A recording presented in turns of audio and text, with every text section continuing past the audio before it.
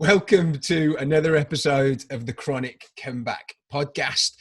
This week, I'm really excited to have on the show Dr. Jaban Moore.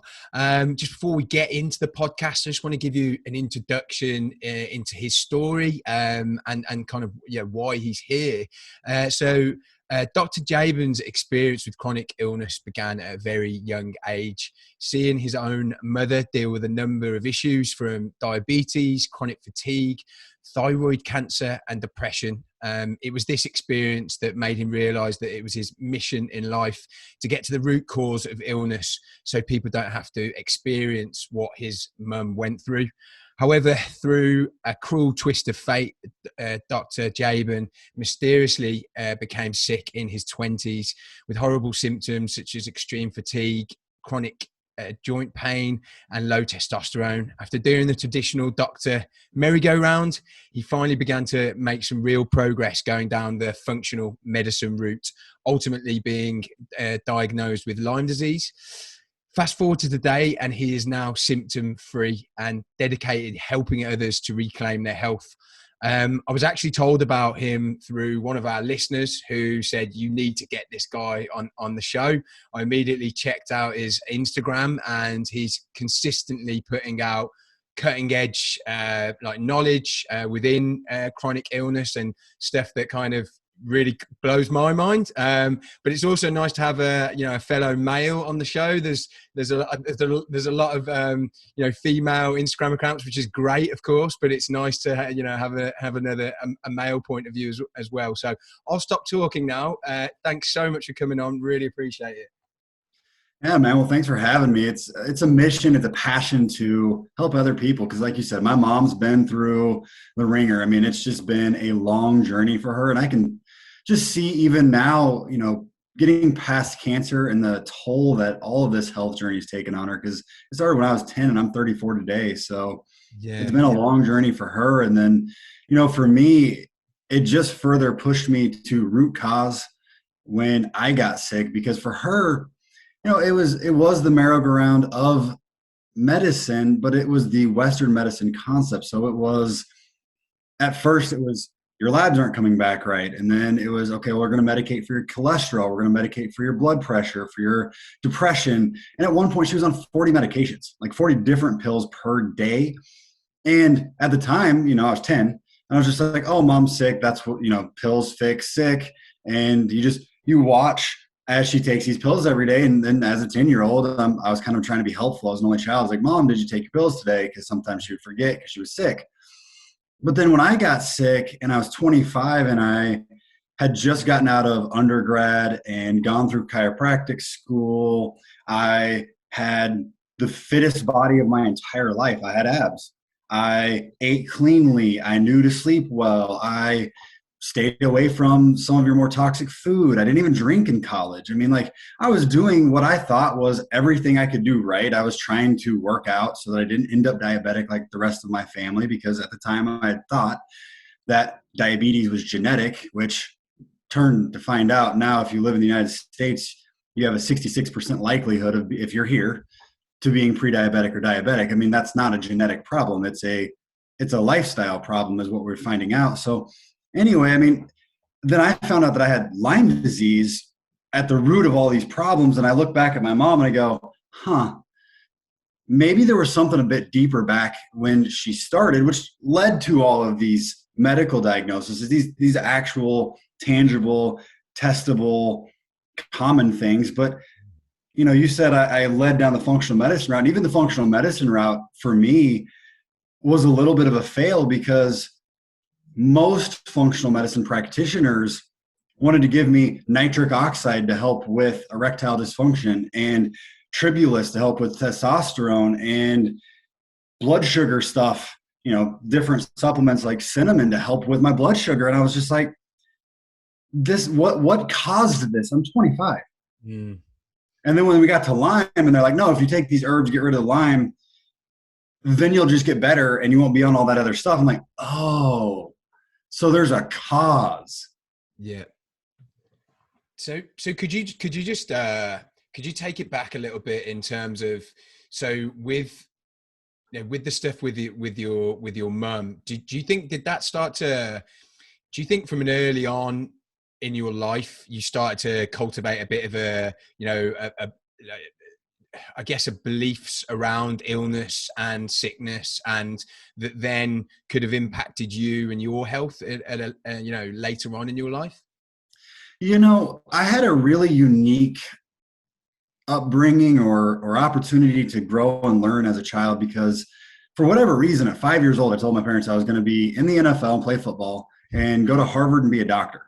I don't know how I got these concepts in my head because I was from a lower middle class family. No one had ever gone to college, and I'm looking at Harvard, which is like the top of the schools in the United States. And I mean, it was just something that I wanted to accomplish, which I didn't get to do any of those things, by the way. I went to college. I did end up with 9 years of college and a couple of degrees and a doctorate. So, I mean, I made it a little ways, but watching my mom go to doctor after doctor after doctor, and them all tell her, well, take this new pill or take this or do that, I got a bad taste in my mouth for where's the solution? Because my dad was this guy that worked 80 hours a week and just always told me, he's like, the only thing you can control is how hard you work and the effort you put forth. And he's like, don't worry about what other people are doing. You just always do your best. So when I worked out in the gym, I didn't want to take ibuprofen because I was like, if I work out and I'm sore, then I deserve that soreness. It lets me know that I worked out hard. So I just developed this sense of natural. And I think it was just like innate inside me. It was just part of who I was. And I don't know where it came from, but watching my mom take all those pills and she really didn't get better. Like, okay, it changed her blood work, but she still was miserable laying on the couch, sleep pattern all off, not feeling well, not having energy, not being able to interact like a normal mother wanted to. And I'm not taking from her. She did absolutely everything she could do for me, but she just didn't have it in her to do everything she wanted to do. Mm. And I see that in a lot of the clients that I work with today. It's like these mothers are amazing and they're giving every ounce that they have. They just don't have a lot. Yeah. And so when was it when you first started to realize something, just when we're talking about your own illness here, you're 20, I think you said you're 25, you're in chiropractic school, everything seems perfect, which seems to be a common story with with a lot of people, you couldn't feel, healthier. And what were the first symptoms that started to happen and how quickly did that happen? And could you just talk us through a little bit about that? I look back on this all the time because every interview I do, every talk I do, and if when a question's asked, I'm like, okay, so where did this really start? As a high school athlete at 17 years old, I back squatted 690 pounds. So something like 300 kilograms. And I could run a 4.6 40 and I had a 3 foot vertical or almost a meter I could jump up. I was 5'10" and I could almost dunk a basketball, right? So like, I was athletic as a 17-year-old guy, but then it kind of just stopped. Like you could say maybe I just hit puberty early and I stopped getting better, but I mean, I was advancing quickly and then it just shut off. And I think back and I'm like, that has to be where my body switched gears from like, let's be athletic to let's focus on trying to keep this infection at bay. And in college, I was an athlete and I was a pretty good athlete, but I remember even my freshman year of college, my knees hurt so bad that I couldn't go up the stairs without kind of like, shuffling almost and then pausing. And I'm 18 years old. By my senior year in track, I was a 5-year guy because I got a master's while I was there. And I was riding the bike for 10 or 15 minutes at 21, 22 years old just to get my knees warmed up enough to go warm up for squats. And I'm going, okay, well, I'm training really hard. So I had all the excuses. I was a 245-pound guy or about 100 kilogram or a little more. And I was just like, where does all this stuff come from?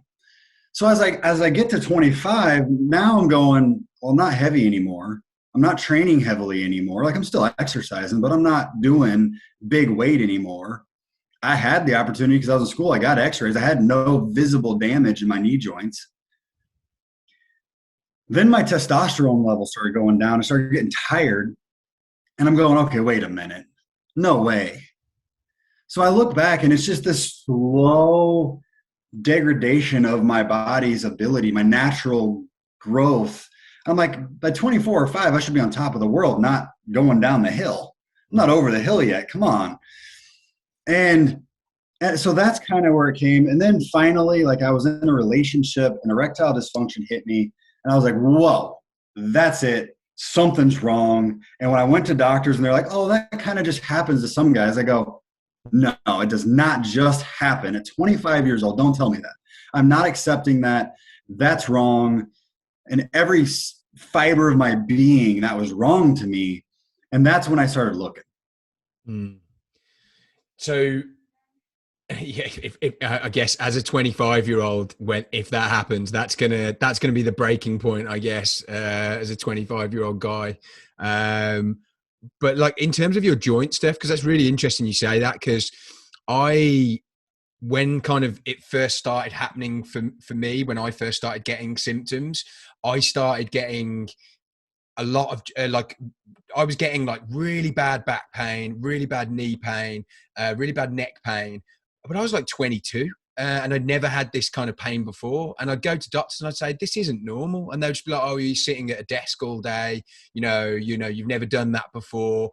And I was like, I don't think I should have this kind of pain. It was like arthritic kind of pain. Mm-hmm. And, but because it wasn't debilitating, because it wasn't like really bad, and whenever I went to a doctor, they would say it was fine. I didn't kind of go down that route. And it was only when kind of 6-7 years later, when it was really bad, that I actually stopped taking, their word for it. And it sounds like you came to that conclusion, far quicker. When you started to go down this route saying, you're not going to accept this anymore, was this still down the medical route, or had you already decided then you were going to go down the more functional route?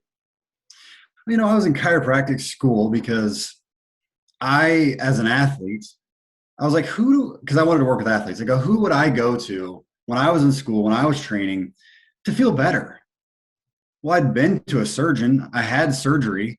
I've had a cut across my shoulder, which sat me out for 8 weeks and then, 3 more months. And I'm like, I don't know that that's who I want to be. I don't want to end people's careers or take seasons away. I was like, when I got my back tweaked, or if I got a shoulder tweaked, I went to a chiropractor. So I went to chiropractic school. So I was already thinking more on the preventative side of the medical spectrum. But to be honest, I went immediately to more of the medical route to rule things out, because that's also part of the training we get, like, rule out anything that's life threatening. Make sure you don't have a heart problem. Make sure you don't have some major issue. And with testosterone crashing, with joint pain, I'm like, okay, is my heart failing? Is there something like that going on? Well, that was ruled out. No, there was no issues there. And then it was the functional medicine route. I was going to training within school for functional medicine. I'd gone to all these different types of seminars, and I'd be sitting in those classes and I'd be talking to the doctors that were there, because I was a student. I even went up to the front to the presenters. I'm like, hey, this is happening. And that's where I got a lot of those supplemental ideas, the nitric oxides, the turmerics, resveratrols, boswellias, the different joint creams, the essential oils. And I was just like, this still isn't getting to the bottom of it. Mm. So it's definitely that trend line. And I see it with all the clients I work with, because everybody tends to go that same route unless they have someone in their family that, shifts their mindset quicker. My mindset shifted quicker only because I had the opportunity to sit in a classroom with people that were in the same idea, and then, go to conferences, postdoctoral training with people that were in the same. But there's always that one guy that's like, hey, I'm here to get my lab skills better, but I already had Lyme disease. And that's kind of what happened to me. Is I was there and I was asking everybody, and somebody overheard it and goes, hey, have you thought about Lyme disease? And the crazy thing is he said, have you thought about Lyme disease? Because it sounds like you have it. And I go, great. How do I get better? He goes, I don't know. I just know that that's a thing. And because it's not well educated, like the chronic illness spectrum.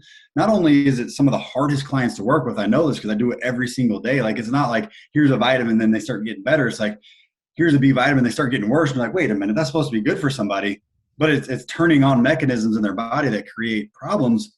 So a lot of guys just avoid it. I've been to conferences of functional medicine docs, there's 100 in the room, and they say Lyme disease in the whole room. Oh man, I don't want to see those people. Those people are rough. Like, those people, that's hard.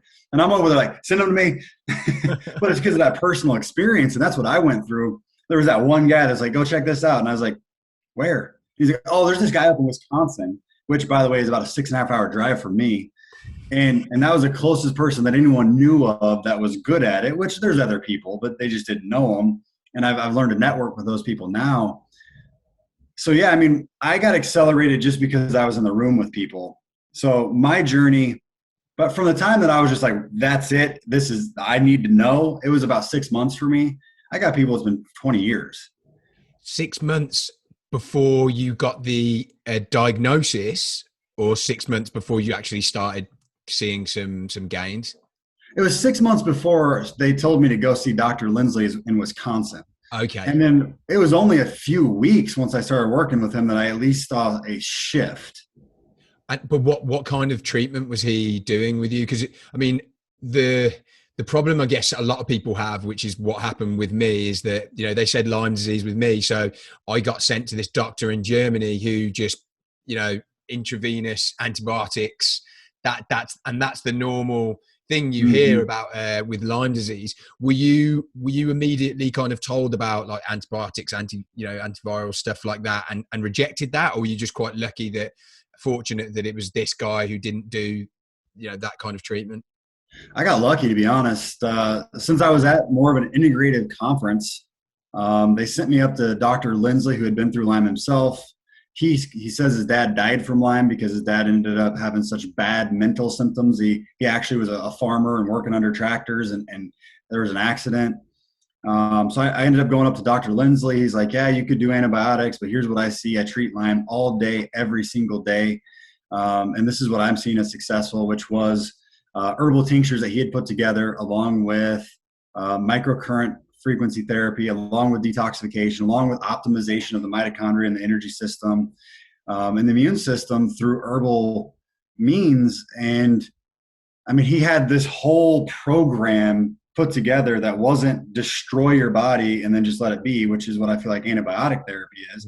There's a time and place for antibiotic therapy, but you can't forget about the fact that it can cause damage, that you also need your energy system turned back on. You also need your immune system turned back on. You also need to support your gut and go after things antibiotics don't, like parasites and other different molds and things that you're going to be going through, which Dr. Lindsley had all as part of his opening protocol. Like, here are the things that we're going to look at.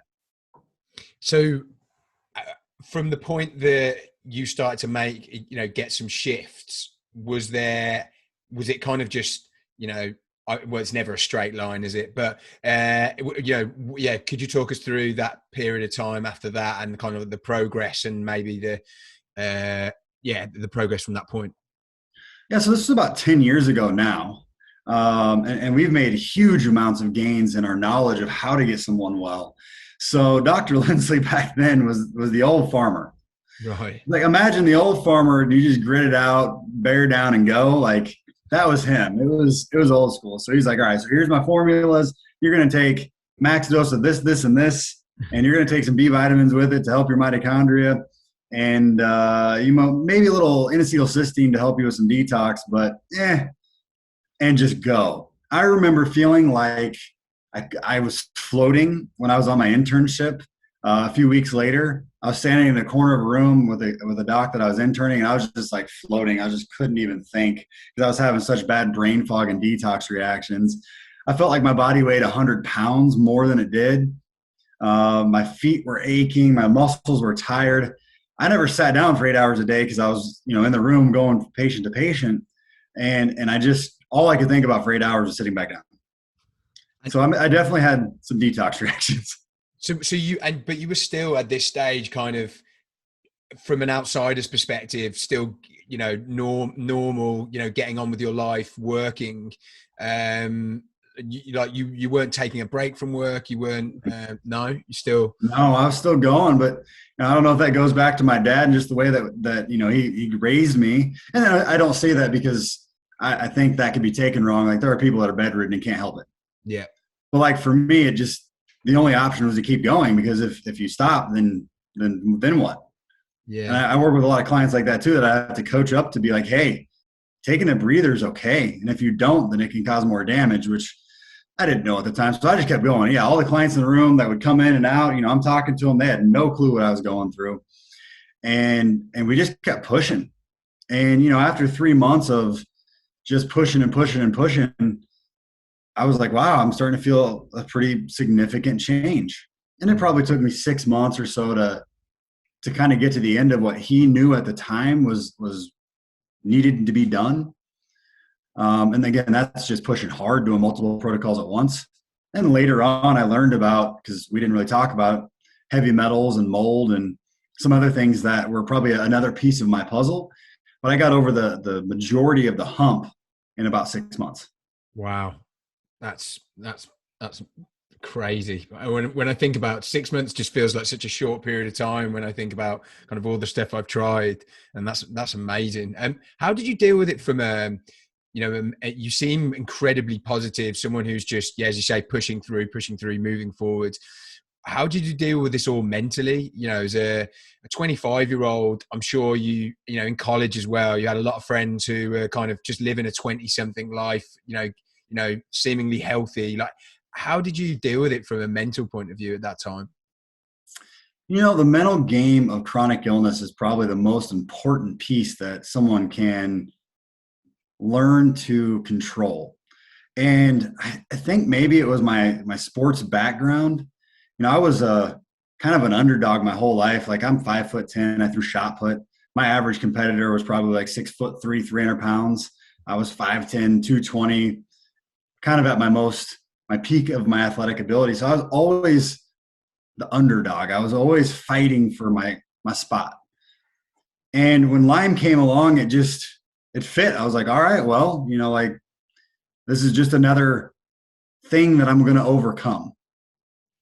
And that background for me was just who I was at the time. So it was easier, I think, for me, because I never went out and partied in college. Like, it just wasn't who I was, because I wasn't a good enough athlete to sacrifice a night's sleep and not be able to go to the gym the next day, because it just wasn't good enough. Yeah. I just was too small. So for me, it was just another thing to overcome. And when I talk with clients all the time, I'm like, hey, look, let's set some goals, whatever that goal may be. Is it to go out and have a glass of wine with your friends? Because maybe that's what you're missing, because a glass of wine causes a histamine reaction. You feel horrible. So don't look at it as something that you're losing. This is an opportunity for you to remotivate yourself, to see what's important.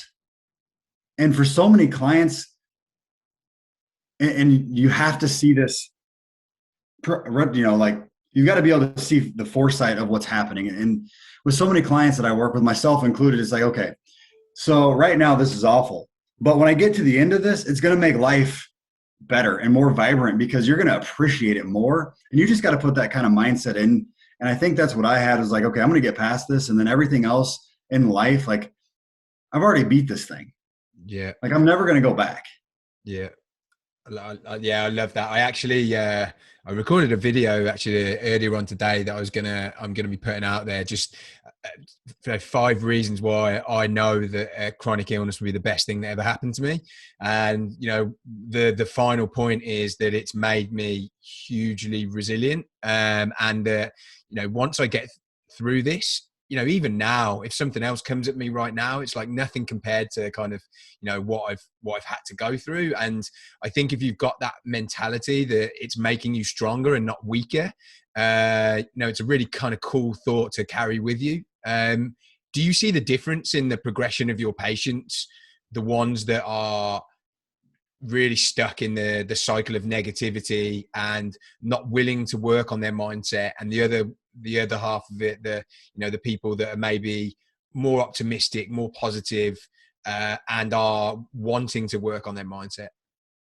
Oh, mindset is incredible. I talk about it nonstop. I do Instagram posts constantly of like, let's find hope through healing of other people, because the people that stay positive, that have that outlook of it's just a matter of time, I'm going to be well. Like, it's not an option. It's not a if, it's a when.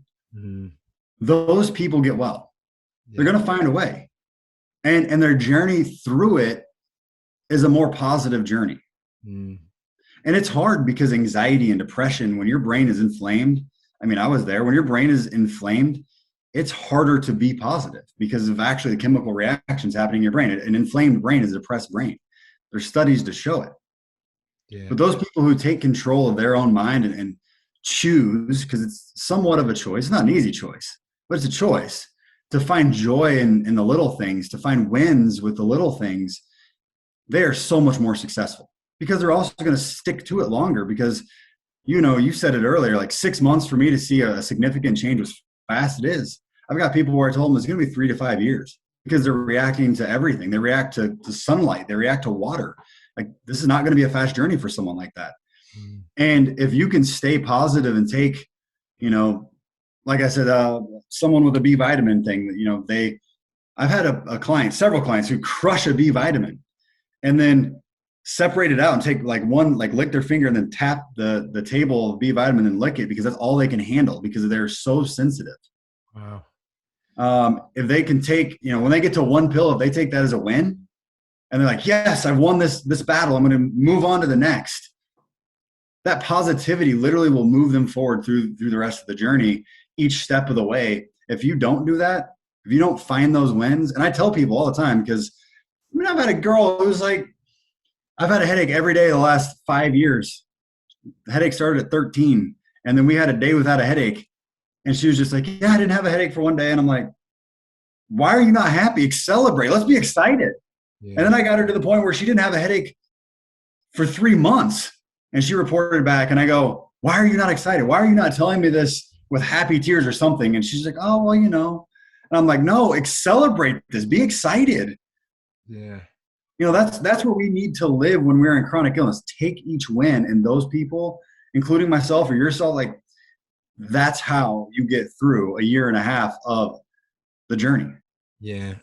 No, definitely. And that's, I think on Google there needs to be a deal made with Google that when you type in symptoms, something comes up at the top where there's like a recovery story and you can see, whatever symptom you've just put in, it's like, or Lyme disease, the first thing there is like a recovery story, because this is the reason why I created this podcast, because, whenever I did my research, all I was met with was just negativity about people not recovering. And it made me not believe in my own recovery. Like I would say that I did, but deep down I didn't. And it really did restrict my progression. And then you find yourself kind of waiting for your life to begin. You say things like, when I get better, I'm going to do this. When I'm well again, I'm going to do this. And I think I lost a few years of my life by being like that. And even this podcast, I remember saying, once I recover, I'm going to do the podcast. And someone said one day, it was just like, why don't you do it now? And then I was like, yeah, do you know what? You're right. And I think that's a key thing as well for me. It's been anyway, just like actually, and you said it, like finding the smaller things just to kind of, to make your life, it can still be amazing even when you're in you're in the depths of chronic illness. And it's the small wins are interesting. I did this, I've got like, now I'm like you, like sport, exercise, a massive thing for me, but unfortunately the last few years, my knees, my hips, my elbows, everything's just starting to go to pot. And I said to myself, I'm going to do this like pathetic little jog, like tiny little jog this week, and if I get it and the next day I don't have hip pain, like a significant hip pain, then I'm going to do a tiny bit more the next day. And I did it, and I didn't have any hip pain, and I was delighted. But there was like grannies outrunning me in the park. But yeah, I think it's super important. What do you do for, what did you do actually back then? Did you do anything for your own mindset, or were you already, were you doing meditation? Were you doing things like that? I wasn't back then. My healing story is probably a little less than complicated, just because, like I said, it was 10 years ago. It was before a lot of, social media even had taken off, so where you could find resources to get more information. It was just simply, listen to Dr. Lindsley. He told me I could get well. He's like, I see people every day. You can get well. I did do do these protocols. So now I talk about mindset all the time, whether it's through DNRS, Gupta training, neurofeedback. I talk to people every day about brain retraining, choosing joy. One of my clients wrote a book, Joy Warrior. So I recommend that, because so much of what we do on a day-to-day basis is a choice and how we feel about it. Like, we can choose to think about the last year as being a great loss of a year. Like, we just lost an entire year because we were locked indoors. Or we can talk about the gains that we made. Like, I didn't have a social media following. I didn't get as much information out to people. I didn't have as much time to put together content to educate because I was out doing other things. I was, going out to dinner or dating or whatever you want to say, because, I was a single guy. So in the last year, I developed an Instagram following, and I created a Facebook group years ago that I didn't do anything with. And I created it for a client that said, when she came in, she was like 23 or 4. And she goes, can you just make me live a little longer so that I can take care of my mom until she dies, because her mom was ill?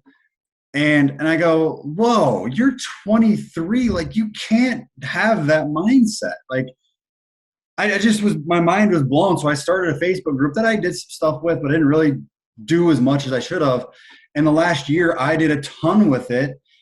And I've seen lives change. I've had people say, through this Facebook group, I've gotten enough information that I was able to go get well. And I mean, that was what the purpose of it was. Even if it wasn't through me, like, I don't care. Just find someone that you can connect with that can motivate you. So you just look at things.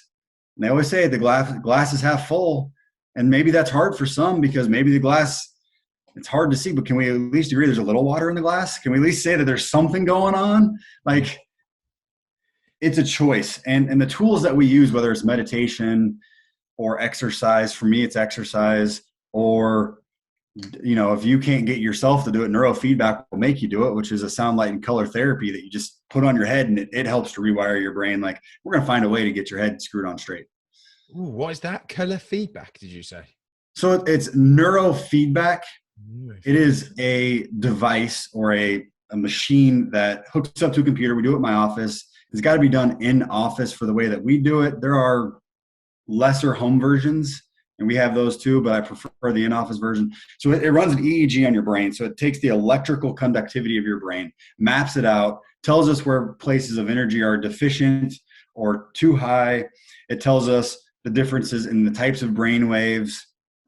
And then it can help, I call it, to rewire by, kind of putting that carrot on the end of the stick. So you're listening to music or watching a TV, and it will turn the volume or the color off if your brain gets out of the normal pattern that we're supposed to be putting it in. So if you're too excitatory, so you can't go to sleep, it's going to put the carrot where as soon as your brain goes below that high threshold, you can watch TV again.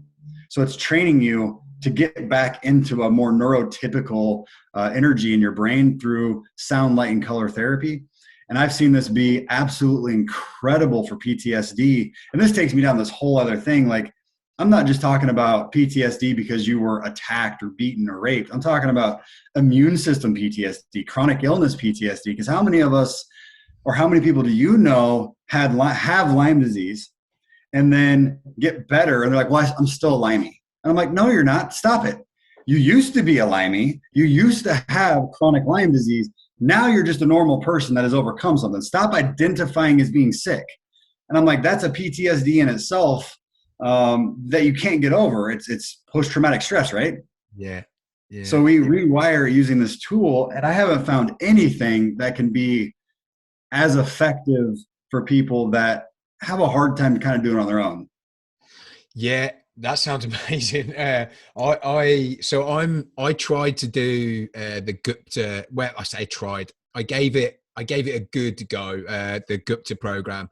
But I'm now going like in quite hard on the like Joe Dispenza work. And I've just done I'm about to finish his online intensive and progressive courses, and I'm about to go to one of his advanced retreats.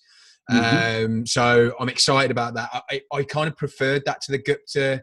He explained all the science behind it, and it kind of makes it like you can't, but it's impossible to deny what he's saying because he explains it all.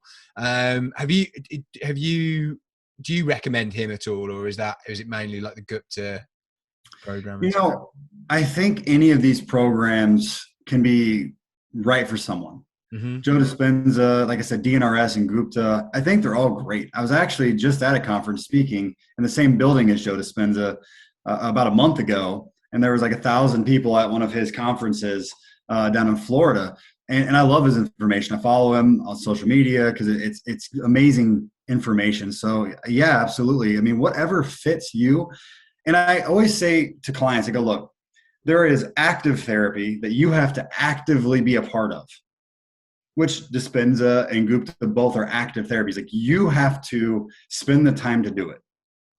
And you have to be cognitively aware and controlling your mind and practicing it. Just like if I ask you to do physical therapy rehab, that is active therapy.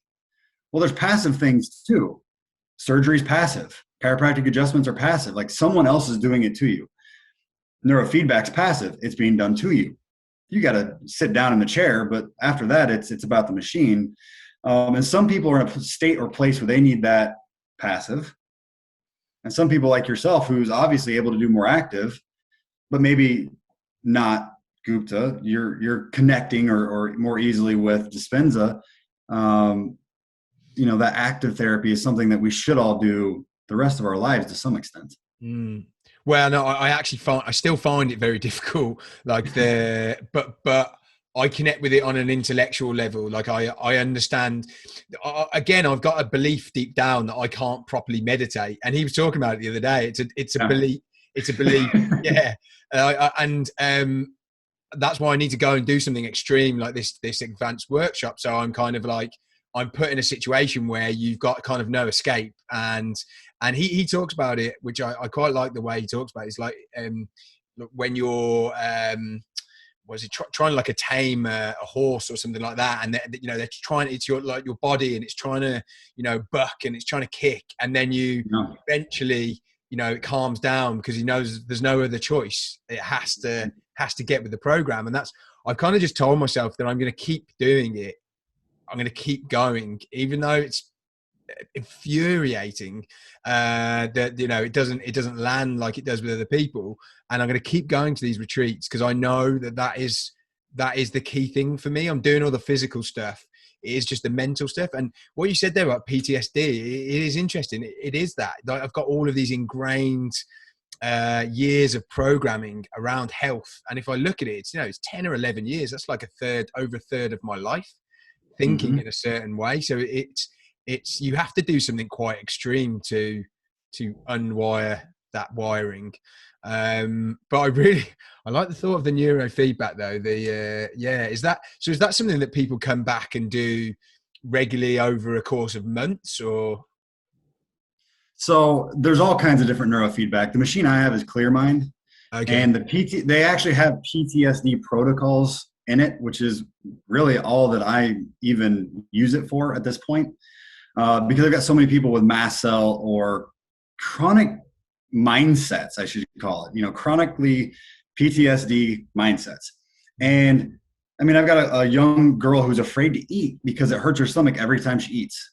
It's a legitimate symptom, but I had her do neurofeedback, and now she's like, I'm not afraid of food anymore. It still hurts, but I'm not afraid of it. So I'm like, okay, so we reduced one stress burden. We still got to fix the problem, but we should reduce the stress burden on you. She's like, I feel a little better just because I'm not so stressed out about eating. I'm like, well, that's cool. But neurofeedback for PTSD is like 6 to 10 sessions done over like a week. Yeah. And then after that, you can do a couple sessions a week, long-term. But what I tell people is, like Gupta, like any other therapy, if you don't remove the root cause problem, so if you have Lyme or mold or whatever, and you go in and do neurofeedback, or you do a year of Gupta, and then you stop, and you're feeling better, and you never got to the root cause problem of the damage, then it's coming back. So same thing with neurofeedback. And neurofeedback for some people is like, it didn't work for me. I go, what do you mean? well, it did this or that. It made this change, but then like a month later it was back. I'm like, well, did you remove yourself from the mold? No. Well, it's not going to cure the mold. It's just helping you with your brain. So you've got to still get rid of those problems. So as far as do people have to come back and do more, it depends. Do we do it at the end of your protocol? Do we do it at the start? I used to only do it at the end. I'm like, okay, I bought this thing because we went through Lyme with people. They have no more symptoms. Like they're happy in their family, their life, their job. They're not in pain. Their brain fog's gone. They're still depressed. Yeah. Like, why? Why do you have this like one symptom left? Well, you trained yourself to be depressed for a decade, not on purpose, but it's where you were. That's the pattern your brain was in. And now it's like learning to throw a ball the wrong way. You're still doing it. Yeah. So let's retrain you with this machine out of that pattern, and then you're good. But if you're in that early on, like I've got people that I had a guy just in my clinic last week who slept 2 hours a week on average. And he tried everything to include really strong drugs that didn't work. And I'm talking like medication drugs that they just rotated trying to figure it out for him. And then I put him on neurofeedback, and from the second session on, he slept 5 hours a night the rest of the week. And we're going to see if it sticks. We still got a lot of work ahead of us. But I mean, I was like, if I can get you to sleep, that'll make our job a lot easier because then you have energy to sleep. So I use it. I started just recently.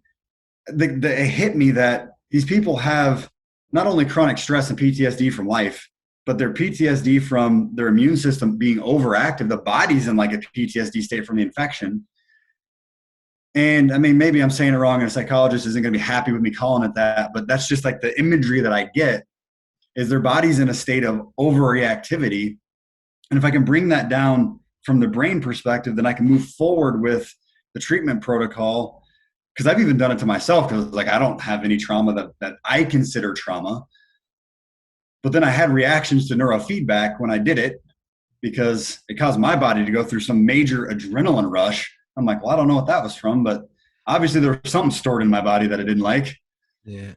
Yeah. So it's that no, you if a psychologist says that you're wrong, I disagree about the the PTSD thing because it completely resonates for me. Like it does. There's definitely that element there with me, and it's something I feel like the Joe Dispenza stuff will work through, which I think's really cool. I do really like the thought of someone passively doing it for me though. But what would you say? So what would you say is actually something else I wondered when you were talking was, are there any conditions that you come across when people do have the exact right mindset and you believe you've got to the root cause where still you're not able to get to where you want to? Or is it always just a case of time and kind of uncovering that next layer and making sure that they've gone through the relevant mindset work? So there's always that next problem, I should say. Every doctor has it. When I first came into practice, I had a Lyme disease mindset. So I would muscle test people for Lyme and its common co-infections, Bartonella, Babesia, yeast. And I felt like 90% of the people that were walking in my clinic were getting better. And then the next guy came in, that 10%, and they didn't get better. I was like, gosh, dang it, what is that? So I went out looking. And then it was parasites. I'm like, okay, I got parasites. And then 90% of those people got better, but then there's 10%. But then the people that came into my clinic started getting sicker, like as sicker when they came in. So then I had to up my game. I'm like, okay, well, parasites got it before, but now what is it? Okay, now it's mold, and then it's mycoplasma, and then it's metal, and then it's, there's always that next thing. And now it's radioactive elements. So I'm always researching, and it's like every time I think I have the breakthrough that's going to get the next person well, someone sicker comes in. I'm just like, gosh, dang it. I just was on a call with somebody from the UK who was on like a feeding tube because she can't eat. She's been living in a moldy house. She's got radioactive elements in her hair tissue mineral test. So she's, I think, on top of radon. She's living in radon. She doesn't have a basement. And then she knows she has Lyme disease and parasites and yeast. And I'm going, is that all, or is there another thing? Because somebody before me ran all those things and I already knew those things. So I'm like, well, is there something else? So to answer your question is, we never know it all. And I don't think I ever will know everything, but I'm willing to research and ask. And I network with, Dr. Jess and Todd Watts and Jay Davidson. And I'm putting together a parasite summit where I get to network with Dr. Klinghardt and all these huge people in the profession. And we just, talk for an hour, just like I'm doing with you. And we figure out what in the world is the next thing. So I think that I can work and I can help at least 90% of the most chronically ill people out there. But there is 10% of people that are going to call me and be like, all right, so time to go back to the research. Yeah. And I guess that's the thing is about the world that we live in. People are, there's more and more new toxins that people are being exposed to, more ways of getting sick. So I don't think that's ever going to stop, is it? You're never going to stop getting new problems. But yeah, as long as you have that kind of attitude of, you've got to, the worst thing that ever happened to me when I was going to see a doctor, in fact, 2 doctors have said this to me, was, I think you're just going to have to learn to live with it. And just hearing that, it's just, so, but on the flip side of you saying, look, I don't know what it is, but I won't stop going until, I find out, is just such an amazing thing to hear from someone. Do you feel like, so I'm working with Lauren Keller, I don't know. Yeah. So she's been through, the chronic health stuff. And this is the first time I've worked with someone who's been through it. And so I feel that there's a connection there, because she gets it. And she gets the kind of the need to understand and not sympathize and feel sorry, but just go, oh yeah, no, I had that, or yes, or no, that's normal. Do you feel like because you've been through it, it gives you that extra layer of empathy that you can connect on a deeper level with a patient? It definitely does. Without going through it, it's hard to understand every part of the journey here. And I don't understand every part of the journey for every client that comes in my door, because I was not as sick as some of the sickest people I've worked with. But I at least have a concept of knowing and a respect for it. And if you truly look at all the docs that I network with, and pretty much almost every doc that is in the chronic illness space, because this is a space where it's tough. This is not a cookie cutter kind of place. This is not somewhere where you can get rich because you put together some cookie cutter program and it works for everybody. Like, chronic illness is work to work with the clients, because they require a lot of attention and it's always changing. So it's got to be a place of passion. And how do you have that passion if either you didn't go through it, your mom, your child, your spouse, pretty much everybody I know had somebody that led them to this place? It's not just like, hey, I'm coming out of school, I really want to go to that area. Yeah, definitely. Cool. Well, I guess my final question, someone listening to this right now, in the depths of, chronic illness, really not knowing which way to turn, potentially going through some PTSD of their own, what would be your advice to them right now? I guess more from a mindset point of view, but actually, I guess from a practical point of view, given your position, what would be your mindset? Your advice for someone like that? My advice has changed over the years, and it did, at least what I say. So I used to always say, you've got to be your own advocate, because only you know what you're feeling, right? You know how you feel. Don't let anybody take that away from you. But now it's even more so. You've got to not only do your own a little bit of research. Don't try to doctor yourself, because that's tough. Even for me, I don't doctor myself. I've got friends that I call and say, hey, tell me what to do so that I'm not biased to myself. But you've got to take the wins when they come. You've got to be able to separate yourself from what you're going through and create realistic expectations so that as you're walking through this journey, you can stay strong long enough to get well, because it's not short.